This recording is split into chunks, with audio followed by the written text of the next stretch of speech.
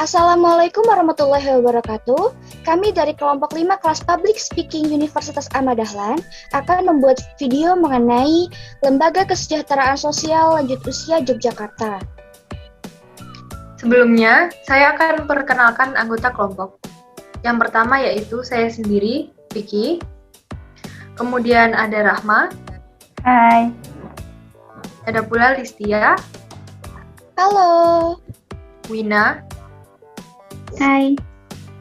Dan Raisya. Halo. Dalam video ini, kami akan membahas tentang apa itu LKSLU, profil, visi misi, dan mitra mana saja yang bekerja sama dengan LKSLU. Selain itu, kami juga akan membahas mengapa Yogyakarta menjadi kota paling tinggi angka lansianya. Untuk kalian yang penasaran dengan informasi tersebut, wajib banget nonton video ini sampai akhir ya. Jadi, tonton terus videonya. Lembaga Kesejahteraan Sosial Lanjut Usia Yogyakarta merupakan sebuah lembaga yang berupaya dalam penuntasan masalah yang terjadi di daerah istimewa Yogyakarta. Namun, seperti yang kita ketahui, panti lansia yang ada di Yogyakarta sangatlah terbatas. Padahal, Yogyakarta merupakan provinsi yang mempunyai proporsi lansia tertinggi, yaitu 14,5% se-Indonesia. Untuk saat ini, Sekretariat Lembaga Kesejahteraan Sosial Lanjut Usia Yogyakarta berada di Jalan Gedong Kuning, nomor 131 Rejowinangun, Kecamatan Kota Gede, Kota Yogyakarta, Daerah Istimewa Yogyakarta. Adapun visi dan misi dari LKSLU, yaitu visinya melaksanakan pelayanan kesejahteraan sosial secara profesional menuju lansia sehat, bahagia, mandiri, dan juga bermartabat. Visinya, yang pertama ada mewujudkan pelayanan lanjut usia baik dari dalam maupun dari luar panti. Yang kedua, memberikan pelayanan bimbingan keagamaan, bimbingan konseling, motivasi, pendampingan dan pemeliharaan kesehatan jasmani dan juga rohani. Yang ketiga, mewujudkan lansia yang mandiri secara jasmani, rohani, dan juga ekonomi. Yang keempat, memberikan upaya perlindungan sosial bagi lansia. Nah, berikut ini merupakan tujuan didirikannya LKSLU, yaitu yang pertama, memastikan tersedianya program atau pelayanan sosial yang terjangkau berkualitas dan mudah diakses oleh lansia. Yang kedua, meningkatkan kemampuan dan keterampilan petugas sosial atau pekerja sosial ataupun pimpinan lembaga sosial lansia. Yang ketiga, meningkatkan kemampuan dan keterampilan lansia dalam bidang agama, konseling, dan juga ekonomi kreatif. Selanjutnya, sebagai sebuah lembaga yang bergerak di bidang sosial, LKSLU ini tentunya memiliki beberapa keunggulan yang membedakan antara LKSLU dan lembaga lainnya. Apa sajakah itu? Keunggulan dari LKSLU Yogyakarta adalah yang pertama, layanan keagamaan. Lembaga ini di bawah naungan langsung oleh Persyarikatan Muhammadiyah sehingga mendapatkan layanan keagamaan yang terpercaya dan profesional. Yang kedua, bimbingan konseling. Selain melayani keagamaan dan kesehatan, layanan kami juga menyediakan bimbingan konseling di mana pendampingan dari konselor profesional. Dan yang ketiga, motivasi pendampingan. Kami juga memberikan motivasi pendampingan terhadap lansia melalui Muhammadiyah Senior Care di tingkat cabang Muhammadiyah maupun Aisyah. Setelah mengetahui keunggulannya, mari kita lihat siapa sajakah orang-orang hebat yang terlibat di dalamnya. Berikut adalah struktur organisasi LKSLU Yogyakarta. Lembaga ini memiliki penasihat, yaitu Kita Danu Pranata, SEME, dan Dr. Abdul Ghaffar, MSI. Kemudian penanggung jawab dari lembaga ini adalah Ridwan Furqoni, SPDI, MPI, dan ketua dari lembaga ini adalah Muhammad Rifaat Adikarti Farid, MA. Kemudian wakil ketuanya adalah Dr. Triani Marwati, SEM Kes AKT, dan sekretaris Dr. Soliha, SKM MKes.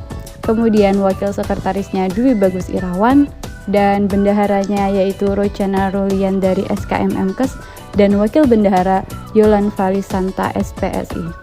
Kemudian lembaga ini memiliki 4 anggota, yaitu Dani Kuryawan, MIKOM, kedua Sutrisno SPDSD, yang ketiga Dr. Siti Rizky Fauziah, dan yang keempat Siti Aziza SSI. Dalam menjalankan lembaga ini, LKSLU bekerja sama dengan beberapa mitra untuk menjalankan layanan terhadap lansia. Antara lain, yang pertama, pemerintah, yaitu Dinas Sosial Daerah Istimewa Yogyakarta, akan bermitra terkait banyak hal dengan LKSLU. Di antaranya yang dapat dilakukan adalah pendataan lansia, pendanaan, dan pelayanan terhadap lansia seperti home care atau daycare. Selain itu, hadirnya kerjasama antara pemerintah dan LKSLU diharapkan akan menjadi kolaborasi yang intens, bisa mengembangkan LKSLU, bisa memberikan kebermanfaatan lebih luas. Yang kedua yaitu Perguruan Tinggi Muhammadiyah dan Aisyah yang akan bermitra dalam berbagai hal kebutuhan akademisi, relawan sosial, kesehatan pendanaan, dan termasuk dalam layanan pusat studi lansia. Sehingga kehadiran LKSLU bisa menjadi wadah praktek bagi perguruan tinggi dalam mengentaskan problematika lansia. Dan yang terakhir yaitu Rumah Sakit Muhammadiyah di Daerah Istimewa Yogyakarta.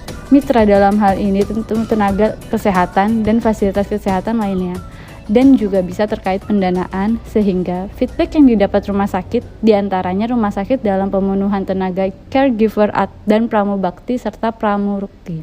Dan juga dalam hal ini, LKSU akan membantu dalam pelayanan rumah sakit ke masyarakat.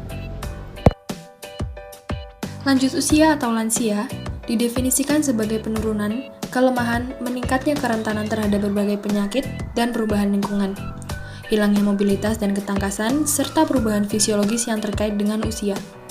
Lansia merupakan seseorang yang berusia 60 tahun ke atas, baik pria maupun wanita, yang masih aktif beraktivitas dan bekerja, ataupun mereka yang tidak berdaya untuk mencari nafkah sendiri, sehingga bergantung kepada orang lain untuk menghidupi dirinya.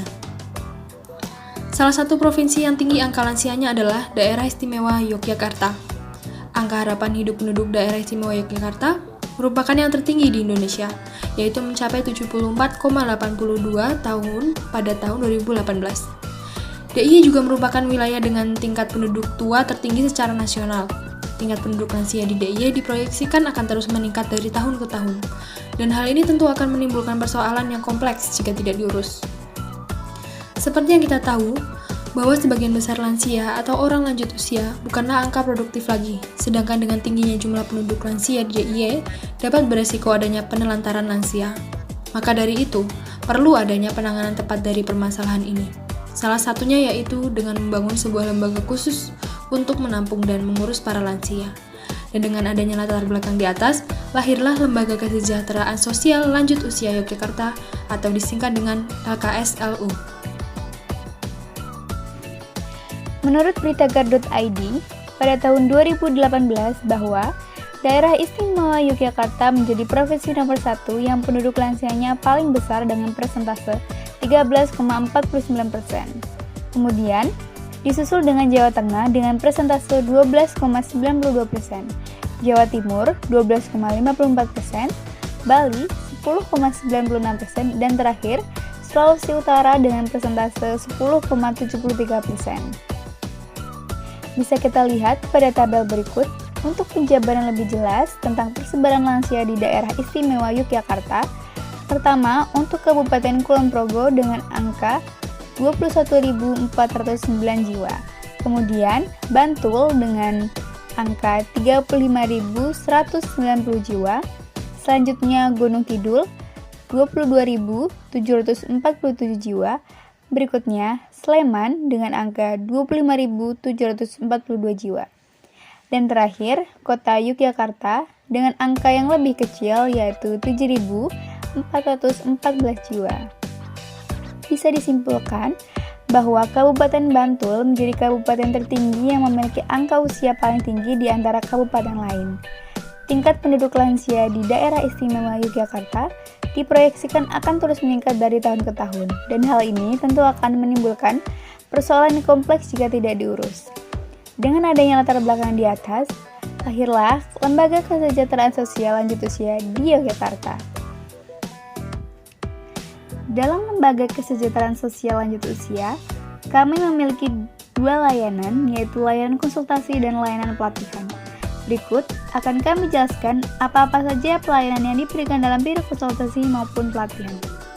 Dalam layanan pelatihan, lembaga ini menyediakan layanan pendidikan dan pelatihan bagi calon caregiver atau tenaga sosial informal. Tujuan layanan ini dibentuk untuk menjawab kebutuhan caregiver lansia yang terdidik dan terlatih secara profesional. Dan, apa sajakah pelatihan yang diberikan? Pelatihan yang diberikan dalam diklat caregiver adalah bimbingan untuk menjadi caregiver atau pramurti. Bimbingan yang dilakukan berupa pelatihan atau praktik.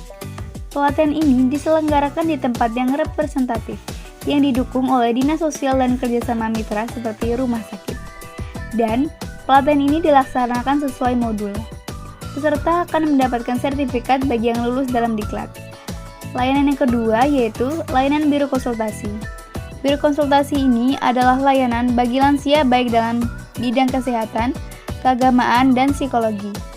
Akan tetapi, di era pandemi seperti ini, layanan konsultasi akan dilakukan secara online, sehingga dapat membantu permasalahan lansia dengan cepat dan tentunya aman. Berikut layanan konsultasi ini mempunyai beberapa jenis, antara lain A. Layanan konsultasi keagamaan. Layanan konsultasi keagamaan ini akan menyediakan tanya jawab kepada ustadz ataupun ahli agama Muhammadiyah yang bekerja sama dengan Majelis Tarjih dan Tajdid serta Majelis Tabligh Muhammadiyah PWM Daerah Istimewa Yogyakarta. Dan yang selanjutnya adalah B. Layanan konsultasi konseling. Layanan konsultasi konseling ini tentunya akan melayani konsultasi dalam bidang psikologi dan konseling dibantu oleh konselor serta psikolog dari PTM atau PTA di DIY. Dan yang terakhir adalah C. Layanan konsultasi kesehatan.